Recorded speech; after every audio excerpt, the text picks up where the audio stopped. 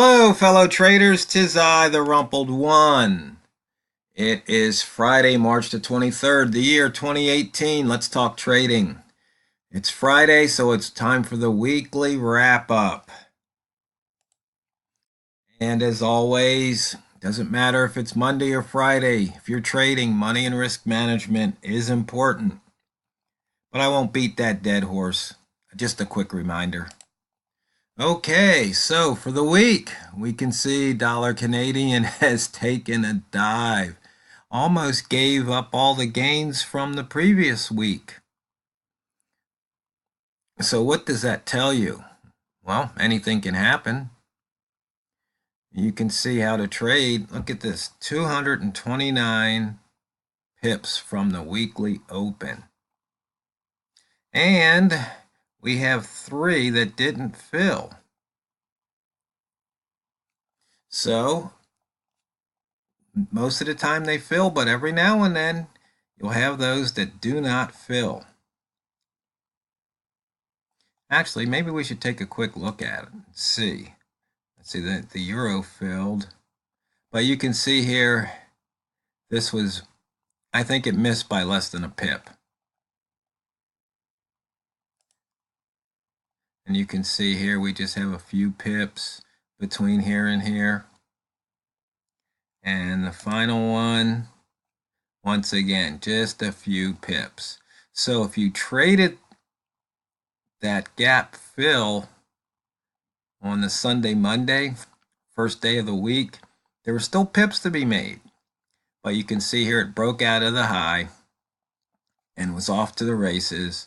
Many more pips on that weekly breakout. Let's put things back where they were. And you can see here there wasn't much of a weekly breakout, so if price isn't going up, it must be going down. Not difficult, traders, not difficult at all. And you can see here on the daily, we right here we are into the wick zone. You can see here a pretty big wick zone. Will probably, most likely, close in the wick zone. You can see here there was a small, slight breakout. See, some people call this a false breakout. It's 5 pips. I don't care if it breaks out by 0.1 pip. It still broke out. So some breakouts are bigger than others. But calling things a false breakout, that's just traders trying to, I don't know, massage their wounded ego or something. Hey, it was a breakout. It didn't go that far. You had to scratch the trade or take your stop loss. That's trading. But don't try to change the narrative to fit what happened to you. It broke out. It didn't break out that much, and then it reversed back through. That's accurate. Okay, and here we go once again. Dollar Canadian showing here in the London session. I think it's the London session still, possibly with New York in here too. Early New York, late London. Maybe I should put some horizontal lines or something to show what session, but it's not really important because as you can see here, it entered the sell zone, gave a second chance here, and there was big profits to be had.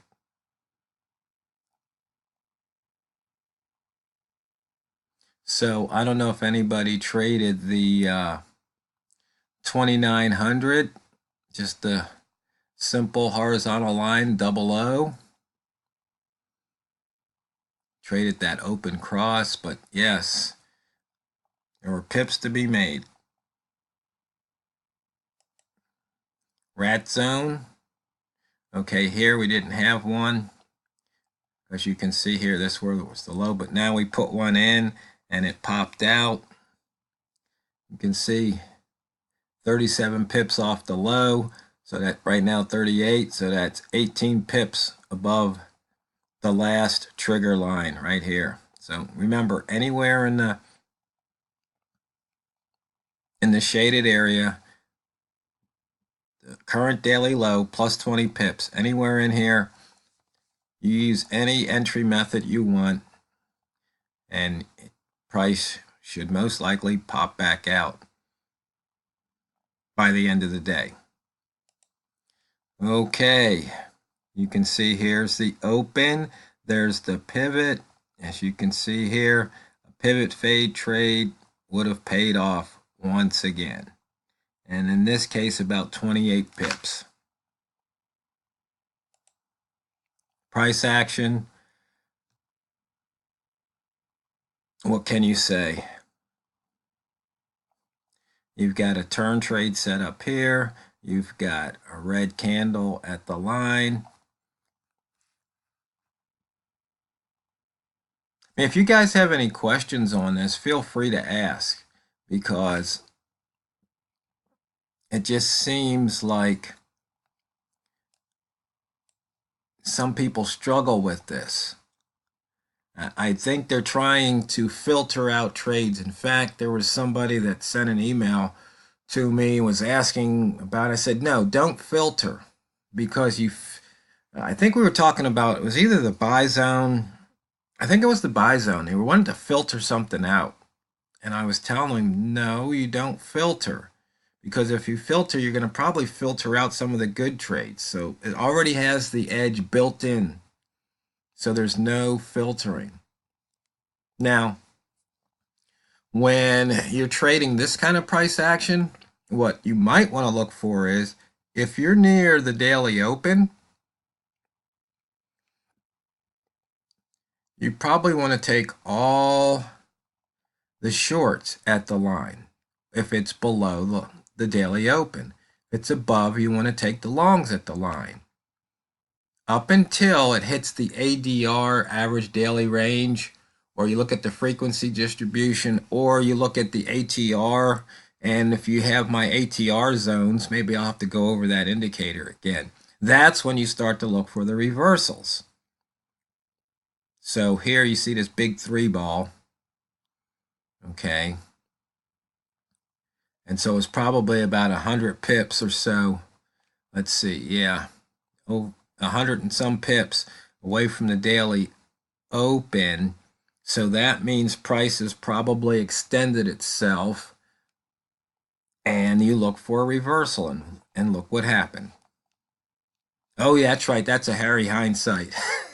In fact, somebody posted they wanted me to build in hairy hindsight or something. It's just like, I'm not even sure what you were asking, but that was a good joke. I think you were teasing. Yeah, hairy hindsight. And here we go. We're looking at the lines here. 5 lines from the previous day: the high, the close, the open, the midpoint, and the low. And the reason I don't have pivot on here is because we've got that on a separate screen. But you could always have the pivot line on here too. You can add it real easily. In fact, let me just show you how to do that, just in case you're curious. So you see here in the TROHL5, right here, you can say show pivot true. But it won't work because pivot only shows for the current day. So what you have to do is add a second copy of the indicator to get that pivot.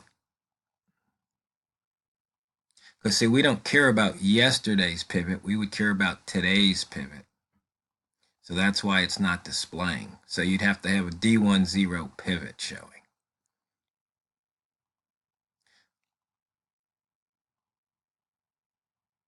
So I hope that explains what's going on here. Once again, red at the line, red at the line. See here, red at the line, and then it reversed, red at the line, and it reversed. You see, when you see this happen, let me show you something here. You see right here, there was your low, okay? Then it broke the low and it pulled back. It broke the low again, but right here, see here, you could either take a trigger long here or a trigger long here, and what you're doing is you're taking a risk. Now, there's really not much risk, and the reason being is if you put your stop loss about 1 pip below here, you're only talking what? Maybe not even a 5 pip stop loss. So you could just go ahead and take that trade right there. Put in that. This would have said 0. You see that 0, you say, okay, where is this? Okay, if it comes back here, I'm going long. Now, you could say that's a hairy hindsight, but this is the way you can trade it, because you can see here, right here was the high. It went up above. And so you say, okay, if it comes back and cracks that level, I'm going to take that trade. I'm going to take that short. I'll put the stop 1 pip above that high, or maybe 1 pip above that high. You take that risk, and sometimes it pays off big time.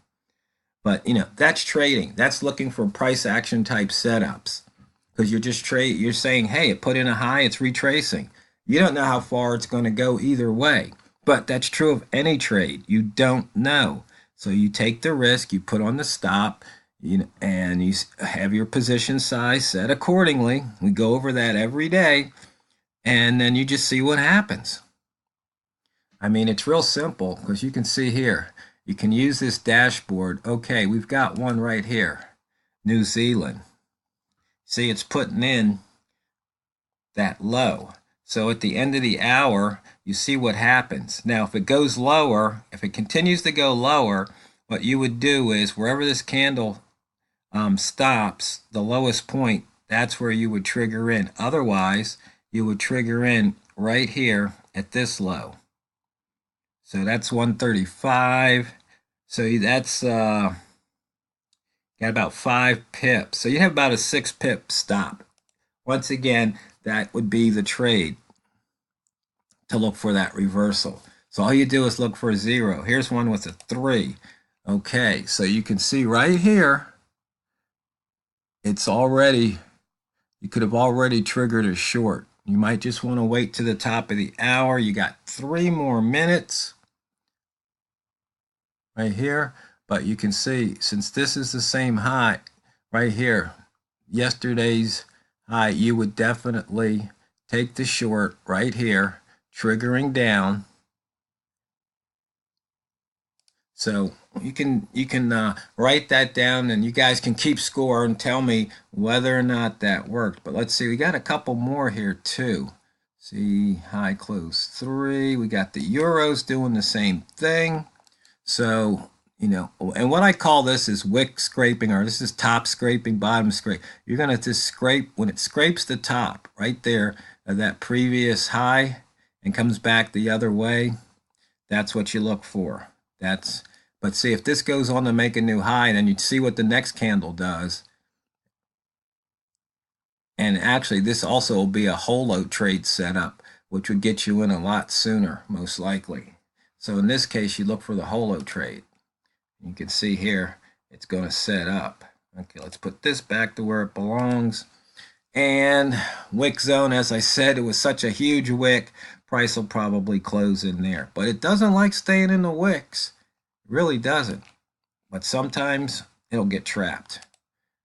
And here we go. We see the holo. Holo set up here. It put in, came down, came back, gave you a second opportunity. Here's your lowest open, gave you an opportunity. Every day, guys, every day. And as you can see here, not much action with the ticks.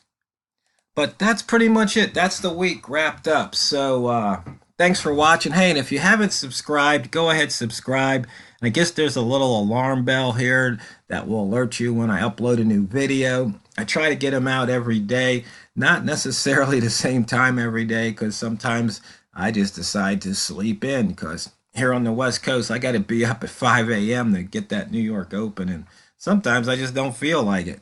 But anyway, just remember, fellow traders, it's not what you trade, it's how you trade it. TheRumpledOne. I'm done with draining the banks for this week, so I'm going to, start to enjoy the weekend, and I hope you do too.